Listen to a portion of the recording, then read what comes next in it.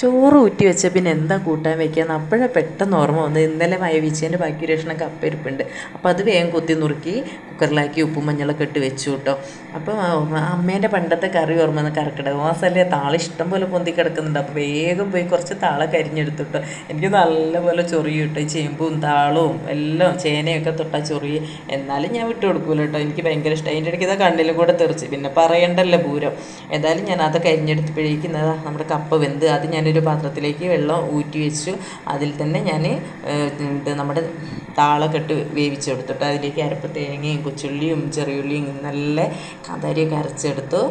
പിന്നെ അത് രണ്ടും വെന്ത് വന്നതിന് ശേഷം ഞാനിത് കുറച്ചൊരു ചട്ടിയിലേക്ക് വെളിച്ചെണ്ണ ഒഴിച്ച് കടുക് പൊട്ടിച്ച് വറ്റൽമുളകും കറിവേപ്പിലേക്ക് ഇട്ട് നമ്മൾ വേവിച്ച് വെച്ച് താളവും കപ്പയും കൂടെ തട്ടി കൊടുത്തിട്ട് നന്നായിട്ട് ഇളക്കിയെടുത്തിട്ട് ഉപ്പ് വേണേൽ ആവശ്യത്തിന് ചേർത്ത് കൊടുക്കുക കേട്ടോ. നമ്മൾ രണ്ടിലും ഉപ്പും മഞ്ഞളും ഇട്ടാണ് വേവിച്ച്. പിന്നെ അത് നമ്മുടെ അരപ്പും കൂടെ അതിലേക്ക് ചേർത്താൽ എന്താ നല്ല മണം കേട്ടോ. ഒന്ന് തിള വന്നതിന് ശേഷം അടിപൊളി രുചിയാണ്. അതിൻ്റെ കൂടെ ഒരു മീൻ വറുത്തതോ ഉണക്കമീൻ വറുത്തതോ ഉണ്ടെങ്കിൽ അടിപൊളിയായിട്ടോ.